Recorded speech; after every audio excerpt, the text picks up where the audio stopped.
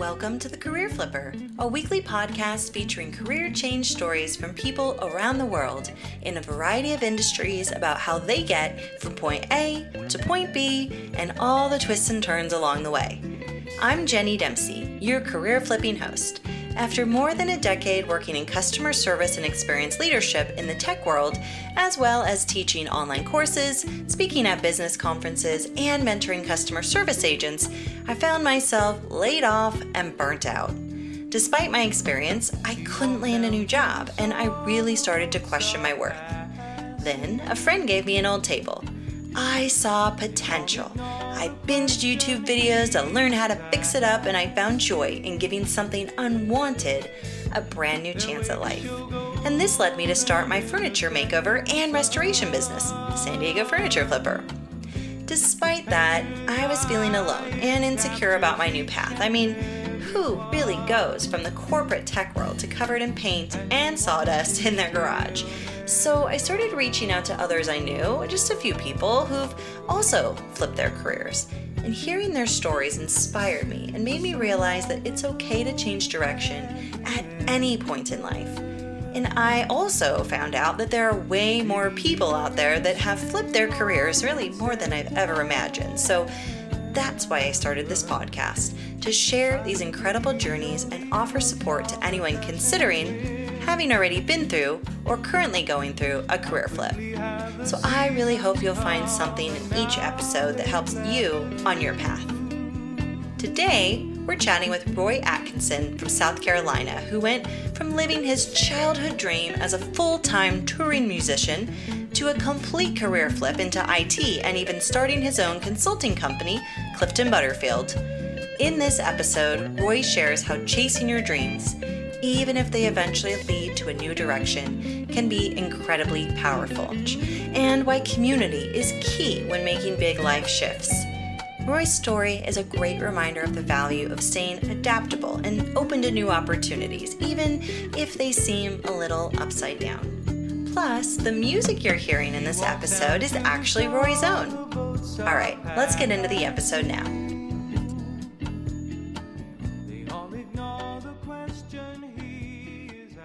Hi, Roy. It's great to have you here. It's great to be here. Yeah, we know each other from the customer service world. We've met at business conferences and the like, and I have just always found your career flip story very interesting, even before I knew I was doing this podcast, that it would ever exist.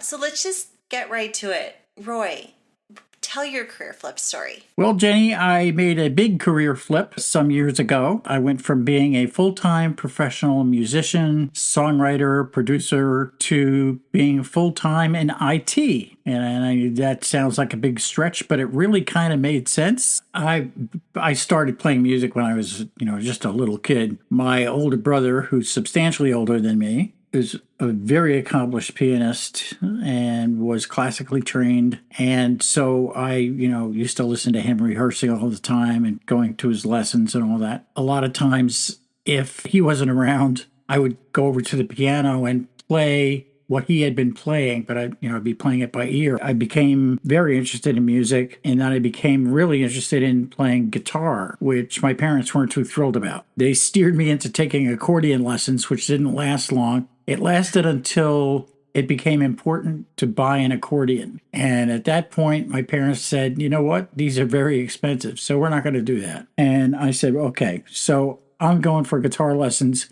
And I went out, I mowed lawns and work around the neighborhood and for other folks close by and earn enough money to buy a guitar. Started taking lessons, and the little music school where I went was primarily interested in jazz. And that really wasn't my thing because I had been listening to my older brother. A lot of this goes, it's all Brian's fault, my older brother's. He was in college and was in the Boston area. And so he was listening to a lot of the burgeoning folk scene in Boston. A very young Joni Mitchell, an extraordinarily young James Taylor, a guy named Tom Rush, who became one of my heroes, and I eventually got to meet him later on. I was listening to that and listening to a lot of blues. And that's really what I wanted to play. I wanted to play that kind of music. And so I started teaching myself. What I used to do, this is a pretty interesting technique. This is back in the original days of vinyl. And I would take a 33 RPM LP, put it on the turntable, but I set the speed to 16 because I made this magical discovery when I was probably about 9 or 10 years old. I discovered that if I put a 33 RPM record at 16, it dropped everything exactly 1 octave. So I could play along with it, but it would be much slower. It would only be half speed. And so I could learn the different patterns and licks and all of that stuff at a slower speed and then speed it up. To a great extent, I taught myself this stuff. And then I found out that a neighbor of ours right around the corner was a pretty accomplished acoustic guitar player, which I didn't know about him, a gentleman named Mel Burrows. Mel gave me lessons for a while and taught me how to do finger picking, which was a huge step for me. Then I just loved playing the music. I played every chance I got. Now, in high school, I did play in a rock band. Of course, everybody who played guitar played in a rock band in high school. And I did do that, and we were fairly successful. We had some fun. But then by the time I was 16, I was working at a supermarket then, part-time, and one of the guys that worked at the supermarket along with me went to St. Peter's College in Jersey City, New Jersey, and they had a very well-known coffee house at the time. That was called the Swan Song Coffee House. And this is right in the New York metropolitan area, so it was a popular place. And he asked me if I would come and play. So I did. And I did a couple of opening acts there at the Swan Song, and then eventually I got my own night at the Swan Song. Like I said, I was 16. I wasn't old enough to drive there. I had to get a ride to go there. Started doing that. I went to college. My parents did not support me going into music at all. So I held off and I held off and I held off and I held off. And I studied English Lit and philosophy. I double majored in those two things. So 8 years later, when I was 23, 24 years old, I said, you know what? I'm doing it. And I decided to take a leap off the diving board, not knowing if there was water in the pool. And there was some water in the pool, as it turned out. And I started playing music full time. Yeah, I was really dirt poor for a long time, but that was okay because I was doing what I wanted to do and was able to make arrangements so that I could do that. I remember there is a place that remains famous in the lore of Poughkeepsie, New York, which is what we refer to as the Mill Street Home for Wayward Boys. And the Mill Street Home for Wayward Boys was a tiny apartment which I shared with an actor, a novelist, and a guy who did science shows for kids. Usually only one and maybe two of us were there at the same time because we were off doing other things. It was incredibly cheap. It had no central heating. We had no telephone. I mean, it was pretty bare bones, but it worked. It kept us out of the rain. You know, opportunities came along for me to start playing in some interesting venues and so forth and so on. I just kept at it. As it turned out, there was a publication in the Hudson Valley of New York back then called Music Machine Magazine. And every year, Music Machine Magazine kind of covered the area from Westchester County, just north of Manhattan, sometimes things in New York City as well. They would run an annual reader poll, and one of the categories in that reader poll was solo artists. And they started that poll in let me see if I get this right, 1983, and I won in 1983, I won in 1984, 85, 86, and 87, and then they decided that they were sick of me. They established a Hall of Fame for Music Machine Magazine and stuck me in it. From then on, I was ineligible for the reader polls. I was playing, 3 nights a week, 4 nights a week, and in some cases around the entire area, sometimes in Saratoga, sometimes in Westchester County, and I met up with a guy there named Lou DeCristofaro, and Lou was a bass player and did vocals as well. And Lou and I got together and we did some duo work. We played around New York City. We played at a place called the Sloop John B in New York, and we played some other clubs in New York. Lou is from Long Island, and so we played a lot around Long Island. And I went up playing at a place called the Highway Inn in Hicksville. As a matter of fact, at one point it was Billy Joel on Wednesdays and Lou and I on Friday and Saturday. Yeah, so I was able to do okay and made a reputation, and eventually the gigs got a little bit bigger. I started doing opening acts. Don McLean. I worked with Todd Rundgren and Utopia. I worked with John Mayall and the Blues Breakers. I worked with a British group called Renaissance. I loved those people. They were absolutely wonderful. They were a progressive rock group from Britain with an incredible vocalist named Annie Haslam.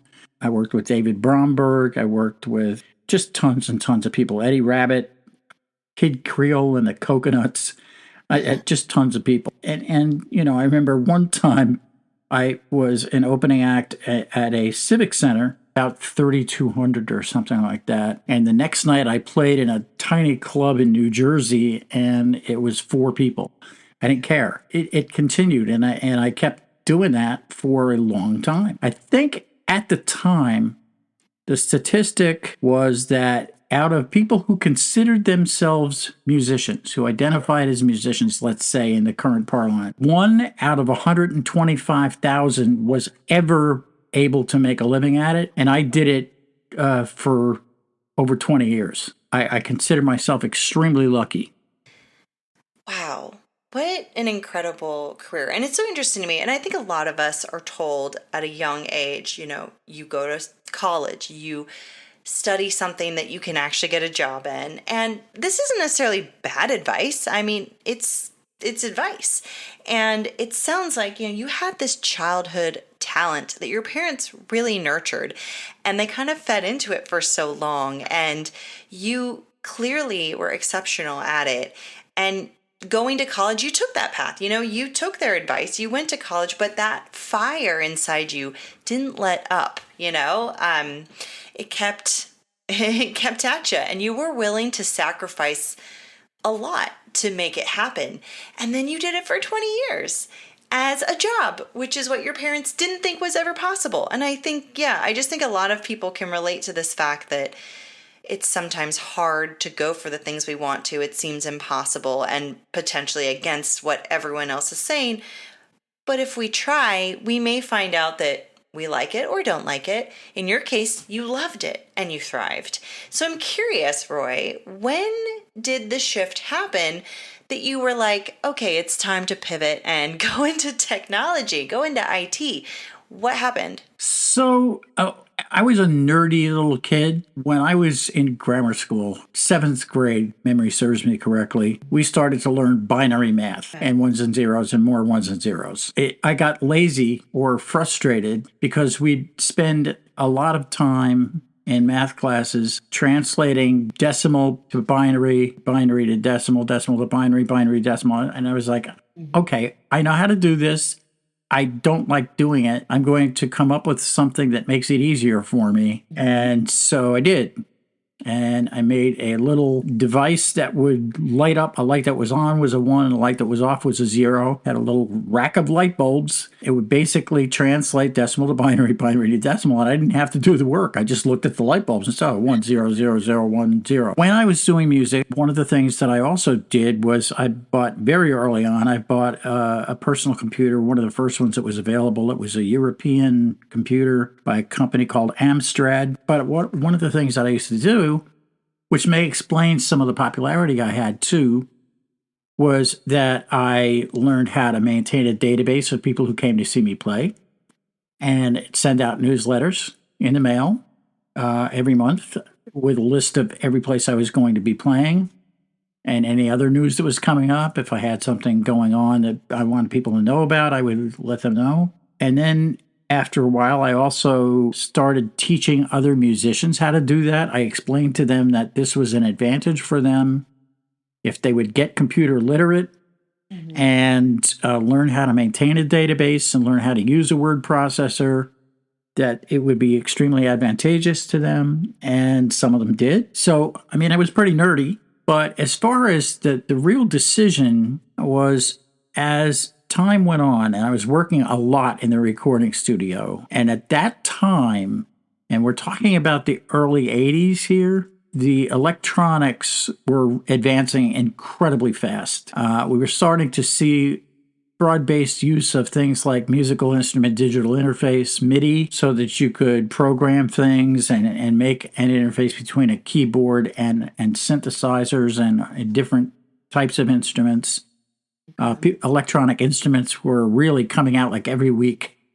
It was like AI is now. Okay, it was just stuff was happening very fast and wide. And I was increasingly interested in the technology. Having been a nerdy kid and being interested in technology, I said, no, wait a minute here. There is an interesting field that I'm not in. And I thought that the technology was very interesting. And so I decided, well, you know what I'm going to do? I am going to get myself a job in IT. And the way that I did it was I set a deadline for myself, and that deadline was my 45th birthday. I said, let's face it, Roy, over 45, nobody makes it. So this is about as big as it's going to get for me in this field. Not that I wasn't having fun. I really thought about it and said, this is the time to switch. So that became the deadline. And in order to do it, what I said was, I'm going to give a year. So before that birthday, I started making the switch. I stopped accepting contracts that were outside of that range because I was getting signed to contracts. I was playing colleges and whatnot at the time and so forth. And I said, this is my deadline. And I started applying for IT jobs, entry level stuff. And I happened to get one.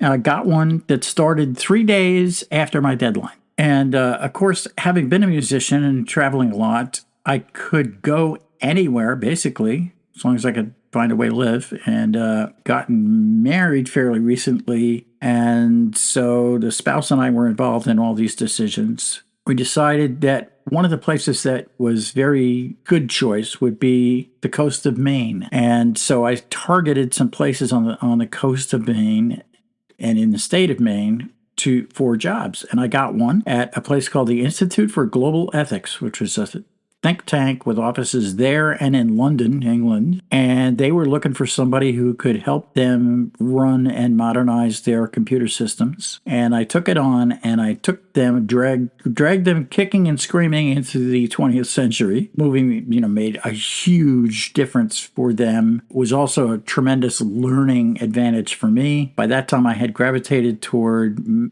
Macs, computers, became very knowledgeable about them, although the Institute ran on a mix of both Windows and Macs. I was there at the Institute for 3 years. After that, I was able to get to become a consultant with Apple, join what was called the Apple Consultants Network, which still exists.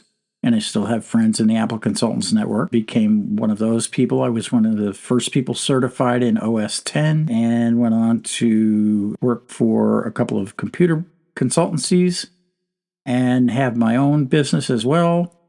And then I got hired to do a project for one of the largest genetics research laboratories in the world and was hired to do a project, which was about a year long for that institution. And then they hired me full-time after that, and I was there for almost 10 years. And did you ever think back to doing music again? Was that chapter totally closed? What was that like? I think a lot of people don't understand that decision. I did play some concerts after I stopped doing it full-time. But one of the things I realized was this. When you do something all the time, and Jenny, you know this, everybody knows this. When you do something all the time, you get good at it. If we stop doing it all the time, you start losing that capability. And one of the things I knew was if I stopped playing full time, I would never be as good as I was then. And so that was important to me, that, I was spot on. That was a contributing factor. And just the fact that I was, I shifted from right brain to left brain or whatever. And I found ample opportunities in IT to be creative and to use some of the skills and education that I had. I did tremendous amount of writing when I was in IT. And then, of course, afterwards, through moving on through joining the organization called HDI, which was for IT support folks, and then getting hired by them to do work with them. Did a tremendous amount of analysis on the industry and writing about it and so forth, which is pretty much what I do now. Yeah, this makes a lot of sense. You use the early technology to connect better with your fans. You created that database. You knew who was going to your shows. You knew how to connect with them through the newsletter that you printed and mailed out.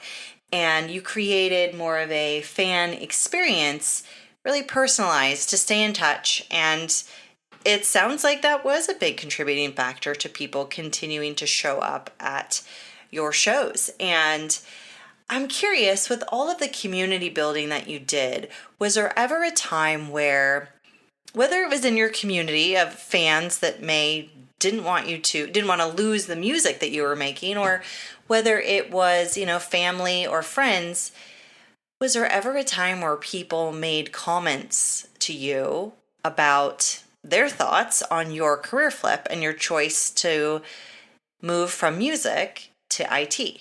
I think that you have to really be secure in what you're doing, and I have never I don't know, I've never considered myself that incredibly secure about stuff. In a lot of ways, I've got as many securities and neuroses as the next person. I guess that having bucked the opposition of my parents when I was a kid in a serious way, it wasn't just rebelling. It was, this is what I want to do, and I'm being called to it somehow, and you're getting in my way. But I was determined, and I persevered, and I went and did it, and I had to finance it myself. I had to plan it myself, and I think having had that experience, that enabled me to make the transition out of music as well as into. I had come to a kind of a spot in myself where I was sure that this was the right thing to do. And I think that, we do overthink, and we do have imposter syndrome and all of that. And you have to know when to reach out to people too, and who to reach out. Before I came back and, started the business I'm in now, I did talk to a coach that I trusted and said, help me out here, because I've got doubts about starting another business. It wasn't my first. It's actually my third time I've started a business. So I had some experience, and I think I knew my weaknesses and some of my strengths. That coach was able to help me through some questions that I had. I mean, right there, like the asking for help part. So many of us, and probably a lot of us listening to this, feel like, oh, I'm maybe considering a switch, whether by choice or circumstance, or I'm thinking about this thing that I really love that I haven't put any effort into yet. And I'm all alone with this. Like I'm not, it's all in their head. And to reach out, whether it's a coach or someone else that you trust, someone in your industry, talking to someone about it, to be supported is very helpful when you're on this unique path and you're making changes to something that's so deeply personal and part of your identity. Absolutely true. And that developing that trust with people is just such a huge thing, because it really has to be, if you're going to ask for help, it has to be somebody that you really, really trust. Because as you say, people might say, no, you're nuts. And that's the other thing, Jenny, is that I knew that already. I knew I was crazy from the get-go. So I wasn't about to be insulted or swayed by that, because, I knew I was always off center, and I knew it. Yeah. Yeah, exactly. It's like what Casey Musgrave says, own your own crazy. That's one way to do it. Roy, you are such a community builder, and it would be great for some of our listeners to connect with you. Where can they find you? How can they reach out? I'm on LinkedIn. It's just the usual LinkedIn URL /Roy Atkinson, one word. I'm on X as Roy Atkinson, and the name of the company that I am the CEO for is Clifton Butterfield LLC. It's CLIFTON BUTTERFIELD. So very much like it sounds, Clifton Butterfield, and we're on the web and all of the above channels. So come find us.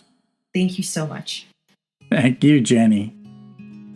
Thanks for tuning in to this episode of The Career Flipper. Make sure to connect with Roy using the links in the show notes. If you enjoyed this episode, share it with a friend who could use some inspiration. Rate and review the show, and hit that subscribe button for more flippin' stories like Roy's every Thursday. Your support helps me reach more career flippers and future flippers to be, spreading the love, support, and motivation we all need on this journey.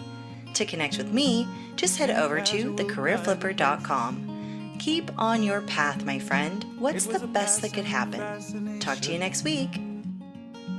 Though I must say she had an interesting face. She was a small town girl looking